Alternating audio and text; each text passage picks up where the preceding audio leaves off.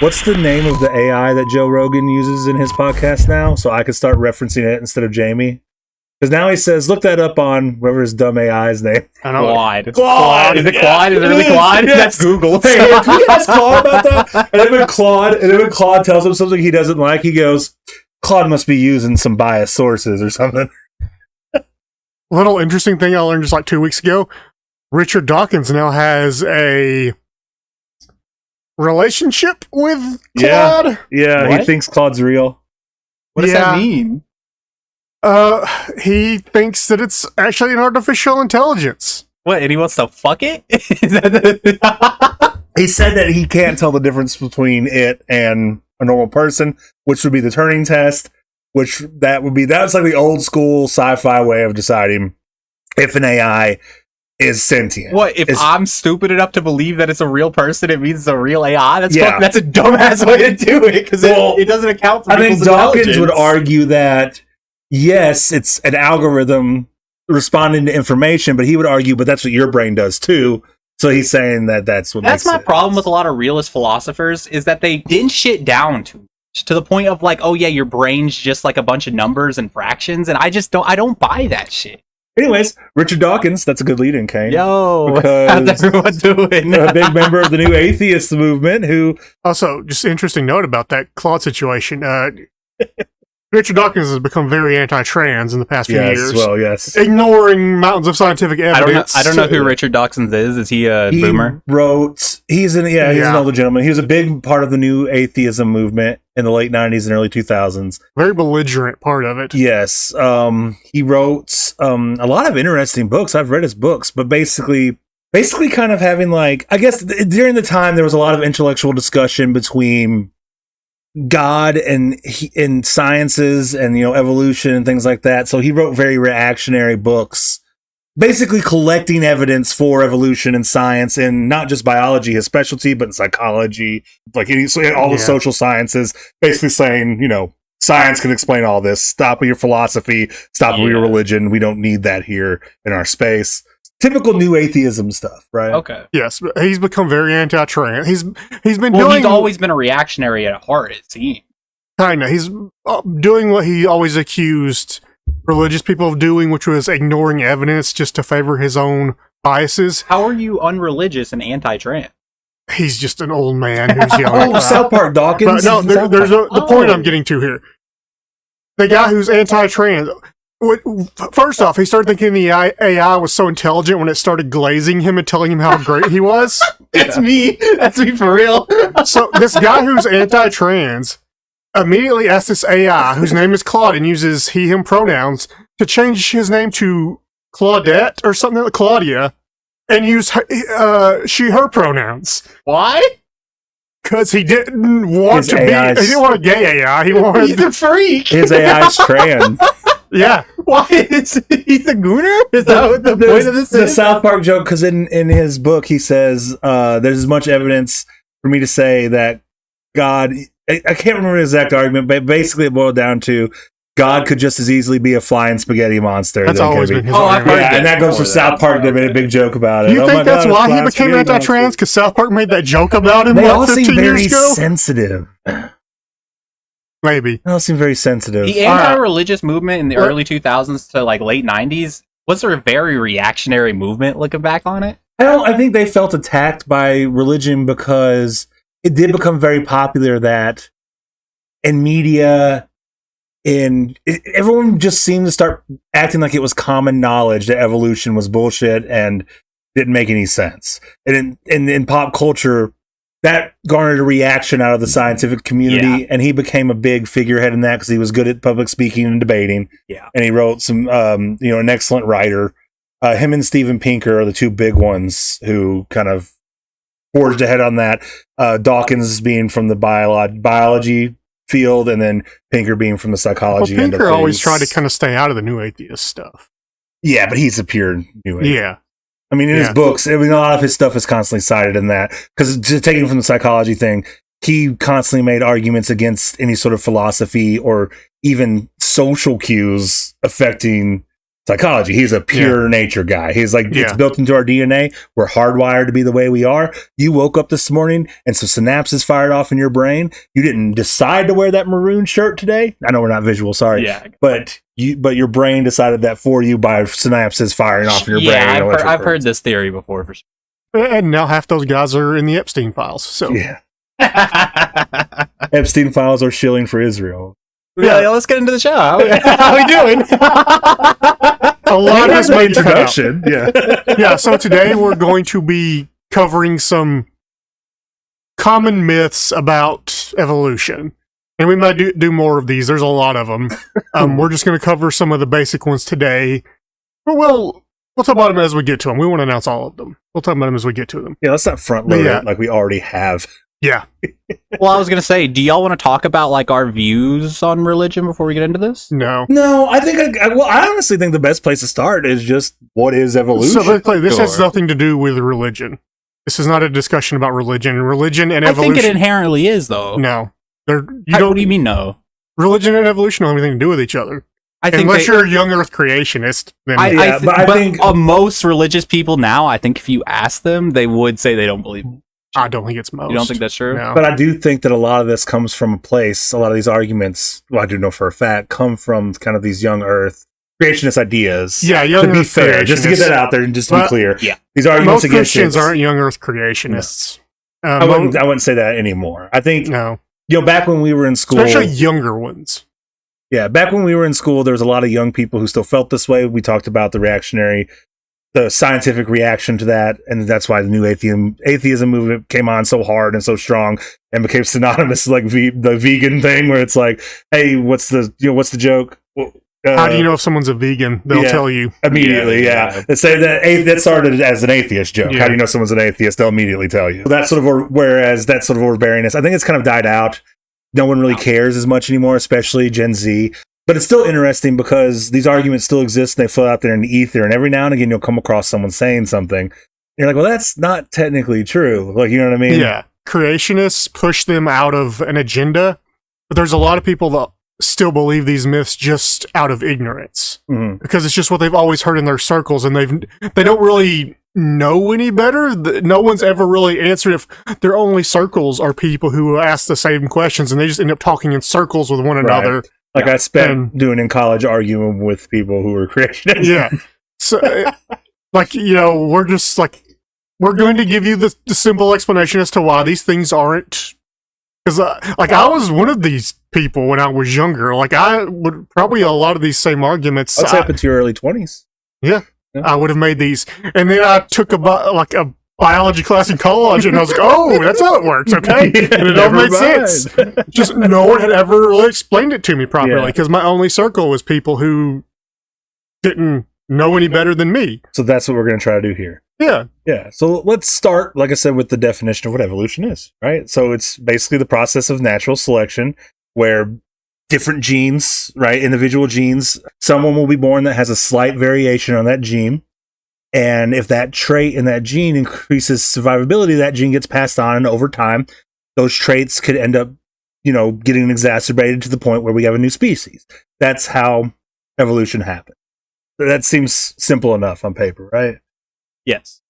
I always forget it, and I have to look it up, but the literal definition is a change in heritable characteristics of biological beings over time. Yes. Okay. Over time being important. Yes. This happens over long. Crucial. Over time is very crucial to this. This is something that still we got heard it a lot when we were younger, like teach the controversy. There's no controversy. This is settled science. We know how it works. We can see, we might cover this myth later, but yes, we can see evolution happening in real time. Yes, we can. Cover the controversy is so funny in hindsight. Yeah, it is so funny, dude. And it's also like, once you get into the science of it, it's like if we don't have evolution and it's not, it's a scientific, it's a theory, but that doesn't mean what you think it does. Without evolution, we have no basis to even begin the study of biology and zoology. Yeah. It literally lays out the groundwork for us to have a base to be able to study those things. And here's a minor one we'll just get rid of out of the way. Evolution and the origins or creation of life are not the same thing. Right. Evolution does not explain how life came into existence. It only explains how it changes over time. Life coming into existence is a whole other thing that requires a whole other set of science and other things. It's a big To deal. be fair to it, though, isn't biological soup pretty intrinsically linked with evolution? Well, there's a lot of, currently I don't know what the best theory for origins of life. I thought it was biological soup. That's what I always hear nowadays. Abiogenesis has become a lot more popular. Yeah, in and the depending on past who you're few talking, years. if you ask a physicist, they're probably going to talk about panspermia. If you ask a biologist, they're going to talk about the soup. You know what I mean? If you ask a chemist, they're going to talk about the chemistry of it all and the not microbiology. What's the way atoms interact on that micro level? What is that? The science called? It's escaping me because I don't know things. I want to say microbiology, but that's not what it's Are called. you talking about quantum mechanics? Quantum mechanics. Okay, hold on. Everyone be quiet. Everyone be quiet. Quantum mechanics. I just remembered. Oh, a chemist probably wouldn't talk about quantum No, mechanics. but a physicist would as well. Particle physicist. But you know what I mean. Like I said, everyone has a different idea based on the science that they're into of where life initially sprang up. The myth of irreducibly complex. Irreducible complexity. Irreducible complexity. That's the way to sum it up, because I'm going to use too many words to describe it. You got a layman's term for it? Yeah, I'll just break it down and explain it. Basically, it's saying that there are systems in our body, or systems in animals in general. Or in just in the universe. Okay. In the universe in general. Argument. Yeah, in the universe in general that are too complex to have evolved. One of the big gotchas that people like to use is that Charles Darwin himself said that the eye is the only thing that really gets hang up on his theory because he can't explain the complexity of the eye and how it evolved through natural selection, which now we know. The time they didn't, now we know there's flatworms at the bottom of the ocean that literally have slits for eyes that only operate under like the minutest of light, and that's all they could pick up because that's all they need. Like we see clear evolution of the eye now. But this is we also know that the eye evolved separately in two completely different evolutionary tracks from one another. Convergent evolution. Yeah. Which happens all the time. Wings is another example of that. Wings in insects, wings in birds, and wings in bats. Yeah. But it still gets brought up all the time. It's often used as like a gotcha. So it's like, because the way it works is you'll be having this conversation with someone and they'll be like, well, how do you explain the frog legs evolution? And you can't, because you have to be an expert on the evolution of frogs. But if you give me a couple hours in a library, I could tell you. But in a debate or something like that, it's often pointed out, like, see, he couldn't explain it. They couldn't explain it, so therefore evolution isn't real. I think most of the younger people will know this argument directly from Charlie Kirk. That's where I've heard this argument. Charlie Kirk uses this argument. Yes, he does this a lot. Yeah, he does whenever it a he's lot. arguing with 18-year-olds on college campuses.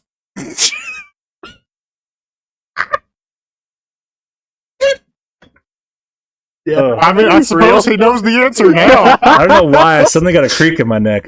But yeah, so another one that I have to point out is, God, we're on fire on this one. I don't know what's going in. Counting or not counting gun violence. Another big one that they like to use is the immune system. Does anyone want to make an AIDS or cancer joke before we... The immune system, they say, is too complex to evolve. Of course, experts in the immune system know how this happened. It is very scientifically, I mean, it's hard to explain to a layman, but people who specialize in this stuff, it is very easily to break down and debunk it. No, I think you did a good job at breaking that down into layman's terms. It's simply the idea that something is too complex for evolution. Right. Which is never the case. Yeah. It has never been the case. Like it's literally, like you said, Charlie Kirk. It's used as a gotcha moment. So because so you can't explain to me how frog legs evolve, so therefore evolution must be wrong. And that's not true. You give me, like I said, a couple hours on the internet, I could explain it to you, but I can't do it off the top of my head because no one can. Because no one can except for people who specialize in frog biology. Yeah. Like a physicist is not going to be able to tell you the evolutionary history of a freaking frog. I don't know if I've ever heard the frog leg one, but I have specifically heard the eye one before, and I believe that was directly from him. We're talking a little bit off mic on this, and that's one of those things that it's like, well, see, your savior Charles Darwin says And he doesn't know how this happened, so that means it must. But like, he didn't have the information. Not only that, but it's like a fundamental misunderstanding that we don't worship Charles Darwin. Yeah. We don't take everything he says at direct face value and like everything. That in fact, if we did, we'd be very problematic because we'd have some very questionable views of the Irish. So, is that for sure? You didn't like Irish people? No, he hated it. He thought they were some sort of lesser form of human evolution. He wrote a whole book about it. Irish. The Brits, the Irish go back. Yeah, it's a long. Oh, he's a Brit. I didn't know. Yeah, we got to talk. It'd be a whole. That's a whole other show. Also, like, he had no idea, no concept of DNA. Right. Like, no one at that time even had any inkling of what DNA is. I think that's super interesting as well too, because I don't really think about like what was known at the time of like Charles Darwin and how advanced he really was. And this is also a time where you have to remember too, science was that not separated from philosophy in general. Yeah. Because we didn't have things like DNA, because we didn't have natural selection by evolution theory to work with as jumping off point to study biology and zoology. So it was still a time whenever philosophy and science was kind of intrinsically linked, which is really interesting. And that's what they were having these debates. And that's why I think it carries over in today, where it's like someone with no knowledge of science feels like they could have a actual debate with a biologist about these things. But like we've gone so far separating these things at this point that it's not, it's not really, it wouldn't be a fair argument. Yeah. Without them using these things that we're going over, these myths. And I think that breaks it down perfectly, really. It's not even a very cohesive argument. I don't think it works very well to disprove that evolution is a thing, I guess. It's just a gotcha. That's all it is. Yeah, it's also kind of centers on the point, too, that there's such thing as like a perfect state for something to be in. Yeah. Generally, that's humanity for this argument. Mm-hmm. Which is a fallacy in and of itself. We evolved. Evolution doesn't move toward a goal. It builds on what the previous generation had. My favorite example of this is Hydrozoa. We're going to get a little sciencey here just because I like to talk about it whenever I can. Hydrozoa is the phylum, if you get into zoology, it's the body type of the jellyfish. Jellyfish have what's called a comolyte, which is where the stomach forms. But primitive jellyfish, there's visceral organs in certain types of jellyfish where they still have remnants of what used to be a stomach. So instead of evolving to a stomach, they evolved away from not having a stomach because that increased their survivability, which is really interesting when you think about it, because it shows you the disproven idea of evolution as a stepladder up to what we view as progress. They actually simplified their biological structure to increase their survival as opposed to evolving a stomach. Okay, I see. So evolution isn't just step forward. Right. It is. But again, I guess it's not good to think of it that way. It's whatever's best in that environment. Right. If you think evolving away from a stomach isn't regressing. Yeah. You're still just... For that particular species and that phylum, in that environment, it was a step up to survive. Yes, that's why I got passed but in our terms of progress, it would be like a step back. If you think the destination's human evolution... Sure. Then, okay. It's like a step back. It's not a step toward. Not everything is a step toward human evolution. Okay. Or crab people, whatever you think the best life form is. We are far from perfect in our biology. Yes. Just ask allergies. Ask my gastrointestinal system. And it's not always brought up in the way of irreducible complexity. No one's going to say that in a debate or to try to disprove evolution. Yeah. It's normally framed like that. Well, it explain the immune system, Mr. Smarty Pants evolutionist. It's... My favorite one is, look at the banana. Look at how it fits the shape of the hand. Is that real? Kirk Cameron.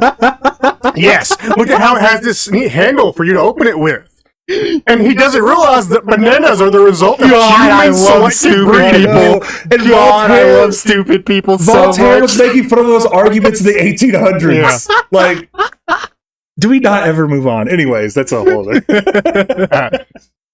So the theory I want to introduce here is the watchmaker analogy. It's pretty much the idea that if you're walking down a beach and you see a watch on the ground, you're going to assume that there's intelligent design behind it, and it's not that the watch just happened to, I guess, form. Is that the argument? Yeah, this argument is used in evolution. Well, again, young Earth creationists, like I mentioned earlier, they conflate evolution and the origins of life. Yes, and this is used in both.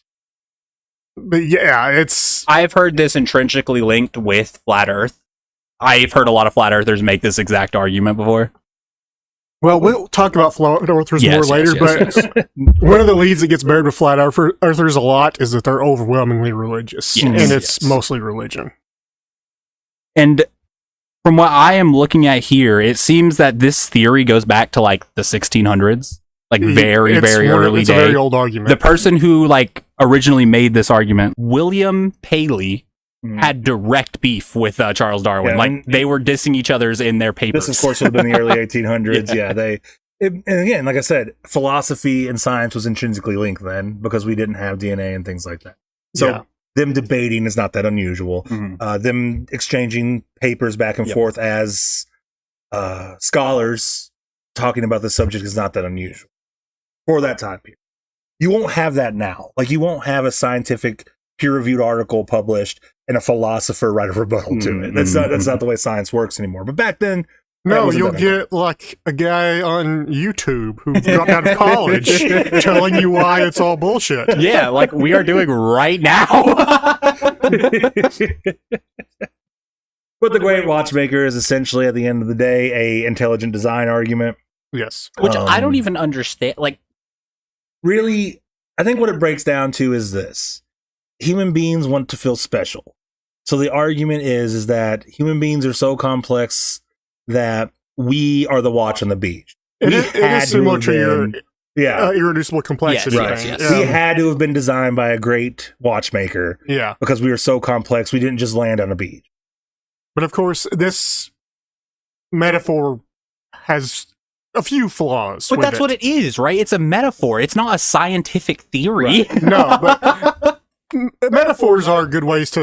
A lot of the people that make these arguments, there are young Earth creationists who do try to be scientific, but a lot of time they're just appealing to emotion and to spirituality and poetry and things like that to evoke a sort of, like John said, that feeling of importance in us. It's an ethos. That's what it sounds like to me, right? Like it sounds like a storytelling analogy, and doesn't really have a place in the scientific fields in my mind. I mean, it does. I mean, scientists do this to explain things all the time. One of the most powerful scientific arguments I ever heard is Stephen Jay Gould, It's a Wonderful Life, who talks about the early Cambrian period and how there's literally only 2 core dates that we can find that we know of in the fossil record there. And there was a great extinction event that wiped out all the, like 90% of the phylum that's ever existed on Earth got wiped out. Now what phylum means is body type. And it just so happens one of those body types was one of those primitive core dates, and that led to humanity evolving. And I think there's something powerful and spiritual in that, in and of itself a little bit. Yeah. And I think that's a beautiful narrative. And so I think it does have its place, but in this situation, for what it's trying to argue, it just doesn't work anymore. At the time, now it reads like I'm 13 and this is deep. At the time, sure, what we were working with, it probably felt very powerful. Well, let's talk about why it doesn't work. Right. Okay. Instead of talking about that it doesn't work. The first one, the most simple one, is that we can literally trace back to when the watch was invented. We know that every watch that has ever been made has been created by a person. Yeah. We know who invented them. We know how they function mechanically. So, yeah, if you walked up on a watch on the beach, you would assume someone created it because every watch that's ever existed has been created. We could turn that metaphor around and explain the creation of the watch from its primitive forms all the way up to now, and it would be a great analogy for evolutionary theory. We can start with a sundial. We can start when a caveman stuck a stick in the ground. Like we can trace it way back. So, like John said earlier, it sounds pretty, but it doesn't really hold up. Yeah, it's a nice literary analogy. Like if I read that in like a creative works book, I'd be moved, I think. But it also doesn't work on humanity because we're the only example we have of us. There's no precedent for us. Yeah, all other species of Homo sapiens did not survive. Yeah. We're the only ones that are left standing. The genus Homo. Yes. But they arguably weren't sapien, Homo sapiens. Homo erectus, but we're the last of that genus that left standing. So it's nice poetry if you know you're super spiritual about it, but it doesn't hold up as an argument It's I think it could even be kind of pretty as like a way to say that like individually you're special. But like as a way to say that collectively, I feel like we should leave that to the scientists. You know what I'm saying? but specifically as this applies to evolution, like John said, it can be a better metaphor for evolution because we know that before watches existed, clocks existed. Before clocks existed, sundials existed. Before sundials existed, we watched the sun and the moon. Yeah. You know, there's a path of changing and growing over time that is pretty easy. And it's a poor metaphor for evolution because, again, it's an object. It's not a biological being. If humans evolved from X, then why does X still exist? So if humans evolved from apes, why do apes still exist? If humans evolved from monkeys, why do monkeys still exist? Unironically, it's a thought I had whenever I was in like 6th grade. And it is not a bad thought to have for a 6th grader to have. It's a jumping off point. It's not a great thought for an adult to have, but I mean, you can start wherever, you know what I mean? Like, there's never a time to stop If learning. you're listening to this and you say that, you can start right now because we're about to. That's true. Again, I was one of those people like who didn't understand this stuff until I was into my 20s. That was just a joke, but it was admittedly against the spirit of what we're doing here, so I do apologize for that. We hate you if you're Christian. No, so basically, that one is one that, I mean, honestly, it's hard to, because when you get into it, well, which we're about to do, the explanation is that, well, we're not as closely related to those things that exist today. They evolved independently from us. Are we related to them? Yes. Do we share similar genetic traits with them and DNA that's similar? Sure. But as far as like if we were put the human lineage and the ape, just the great ape lineage on the tree of life, you will see branches and twigs, and it makes much more visual sense. We'll put that visual up on the screen. Yeah. But it is hard to explain that to somebody who comes at you with that. Yeah. It is very middle school debate. So here's how I'm going to put this. So the simplest answer, the most purest form of we evolved from chimpanzees, why do chimpanzees still exist? The simplest and most straightforward answer is we did not evolve from chimpanzees. Mm-hmm. But stopping there just kind of undermines the point. I want to give you a little bit more information than that. Chimpanzees are the best thing you can put in that spot because chimpanzees are our closest relatives. Living relatives. Yes. Specifically, the genus Pan, which includes chimpanzees and bonobos, are our closest relatives. We share about 99% of our DNA with them. Chimpanzees and bonobos share a direct common ancestor. Bonobos are essentially evolved from chimpanzees. You know, they're both native to the Congo.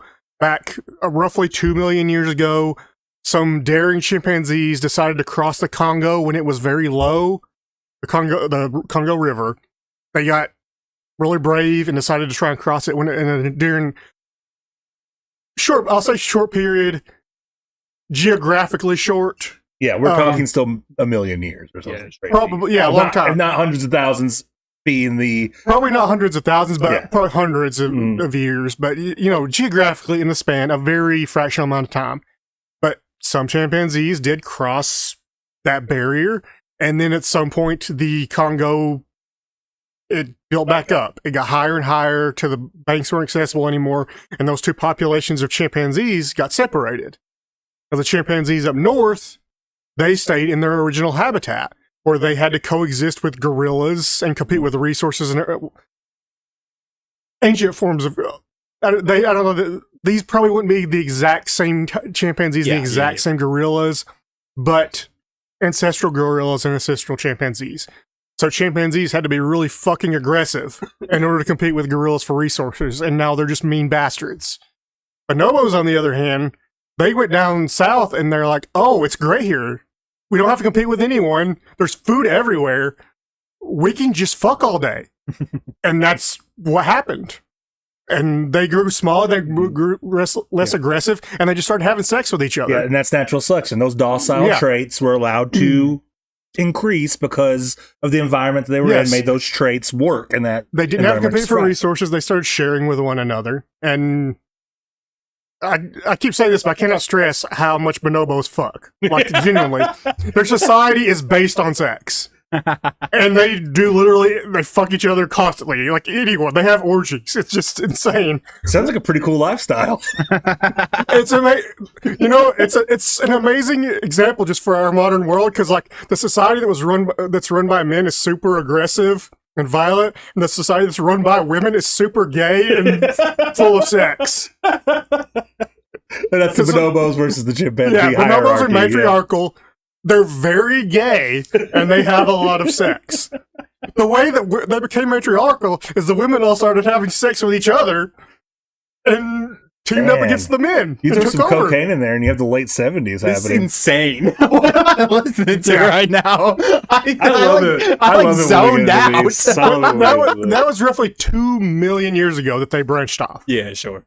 Humans and the genus Pan shared a common ancestor, and when that split off, there was some research in the 2020s, just not too long ago, on DNA across multiple apes and stuff that showed that it could have been as soon as like 5.5 to 6.3 million years ago that we split off from them. And this gets brought up a lot. Like, okay, show me the ancestor. Yeah.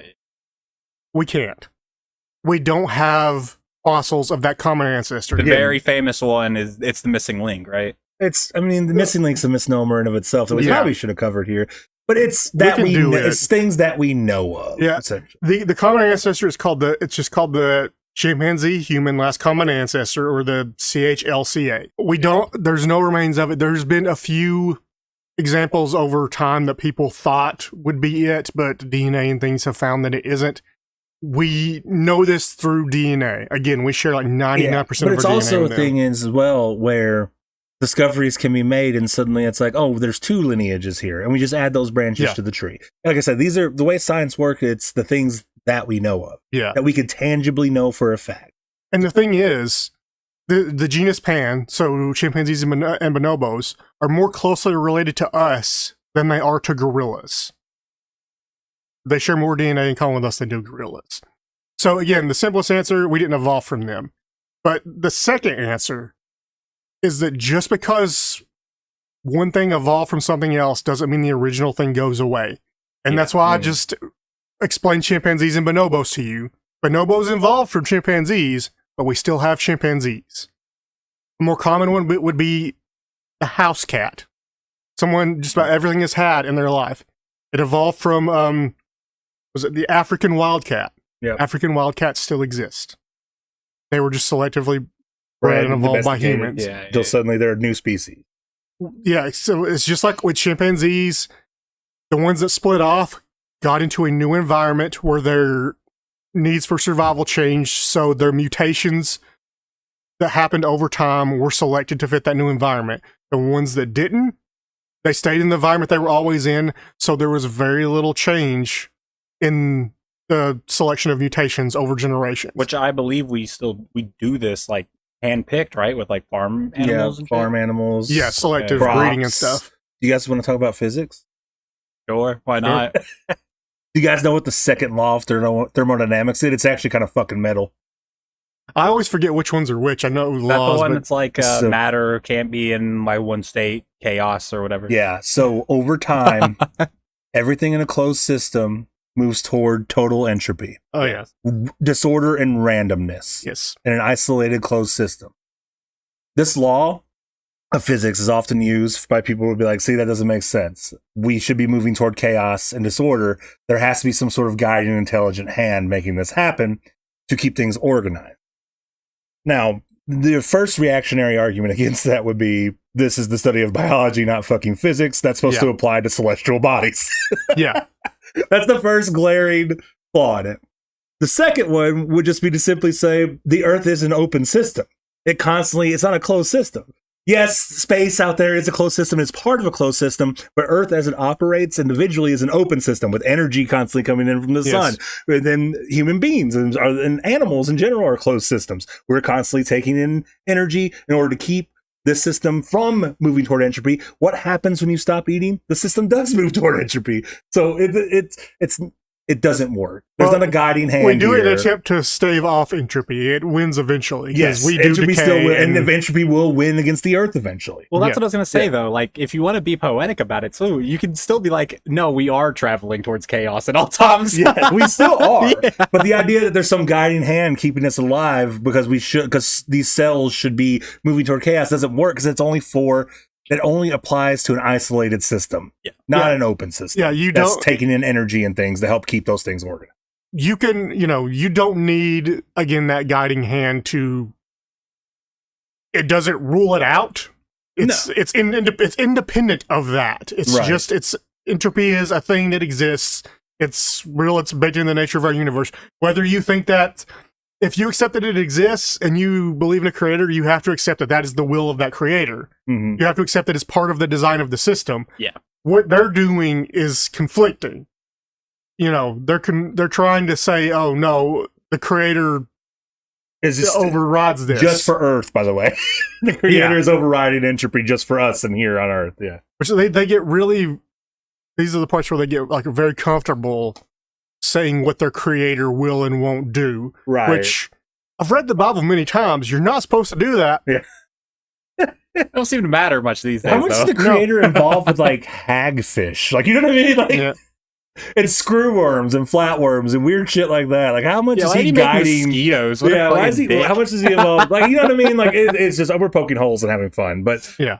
It's a silly argument to make. I think a good thing to bridge this, though, is I would like y'all to talk about Missing Link, because that's something I came in here with like a legitimate belief system in. Yeah, we could jump on it. I thought this was a real thing. Yeah, I mean, it's sure technically there's fossils that we know should exist. Like, we're like, okay, but genetically this had to have happened at some point. And that's what I assumed it meant. That there were fossils that were missing from the bridges. There are gaps in the fossil record. Yeah, there absolutely are. But there's a lot of reasons for that. Yeah. But the idea that there is some missing link between apes and humans or something, yes, it's not. Is that the argument? Yes. There's a missing link that we don't know of. So think of that dumb thing of human evolution. Yeah, I've seen that. Yeah. There's something missing there that we don't know what it is. There's no gap large enough to provide plausible deniability that there's no connection. Okay, so I just fundamentally like misunderstood the argument, because I thought whenever people said missing link, they just meant like a fossil records that we did not have of a link between apes and man, which is true, right? Which is, no, because we do have plenty of fossil evidence of that, and DNA evidence of that. We don't have fossils of the common ancestor between us and chimpanzees, but we have a lot of other fossils of other common ancestors, and DNA and other things that point in those directions. Yes. Okay. So there's gaps all through the fossil record. Yeah. There's lots of fossils we don't have complete skeletons of, only pieces. Mm-hmm. And again, just going back to Stephen Jay Gould, it's really interesting that Burgess Shell, for example, was a huge Cambrian fossil site founded in Canada, and for a long time they found things and were just like, we have no idea what this is. Maybe it was a jellyfish, and turns out it wasn't a jellyfish. It was a giant sea scorpion with a mouth that just happened to be in its stomach and weird shit like that. So it is, science does the best they can, and with the information that they have is what's important. We have parts of specimens, parts of fossils. We make educated guesses, and that changes all the time because that's the nature of science. Changing doesn't mean wrong. Changing means that the paradigm shifts. John Moxley finisher. The paradigm shifts. The belief system shift into, we have more information now. Yeah. Now we can go from here and we can keep building knowledge. Yeah. Any gaps we have in fossil records are covered by DNA evidence. Yeah, obvious. Again, that. But whenever I've heard that broad term of missing link, I've always heard it as like in context of talking about like the direct lineage of human to ape, and that we were missing things. So I just misunderstood. Again, like I said earlier, we don't have the skeletons of the exact species where we diverge from apes. It's not a problem for evolution, though. No, it takes no basis away from it at all. But we have lots of fossils of humans after they diverge from that. We have lots of fossils of bonobos and chimps after they diverge. We have lots of fossils from before that creature existed. Primitive Homo species separated from us. Like, we have all kinds. What is there now? Like 5 or 6 Homo specimens and species, Neanderthals, Denisovans, Erectus. Like, there's a lot. Yeah. So we just weren't even the first human like animals on Earth, guys. No, we're not that special. So we are even some. It's debated whether there's subspecies of Homo sapiens, but we're sometimes classified as Homo sapien sapien as a subspecies of Homo sapien. There's debate on whether that's a relevant distinction to make, but it does happen, and it has in the past been classified that way. Real quick, Kane, we're going to get to one more thing because you teased it earlier, and I just don't want to leave here. Why can't we see evolution? We can. We definitely can. Yeah. I wanted to bring up a story from our little local college here when I was in school there. Yeah. They found a species of salamander, like we talked about with the Congo. Yep. They were doing experiments there. They separated over the course of like just 30 or 40 years. They separated them, put one species of salamander in another part of this of a river biome, separated the other one and left it where it was at. In just like 40 years' time that this study was done, the one that they separated already couldn't interbreed with the other species. They had changed genetically so much. And that's just a short time frame. Yeah. The extension of that is the evolution can't be recreated in a lab. Yes, it can. Yeah. Yes.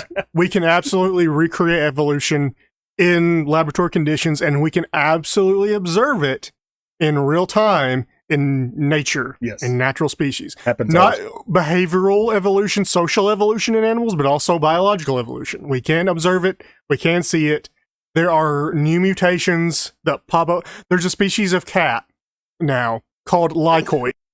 They were originally only, it's a mutation that only appeared in wild feral cats. Now they breed them because humans are awful and just want to do horrible things to nature. But there are species of cat, they're called lycoids because they look kind of wolf-like. Their fur pattern is kind of look like wolf-like. Their behavior is somewhat more dog-like than cat-like. And they have like sort of coarse fur that they shed like very heavily. Some of them can just be completely naked sometimes. It was a natural evolution that popped up in wild cats all across America. And now they're bred here in Tennessee. And guys, I just want to say, just accept, if anyone's out there that was listening to this was like questioning evolution, I know we made some fun, just because that's just in our nature and who we are. But evolution is real, and it is the basis of, like I said, all biological study.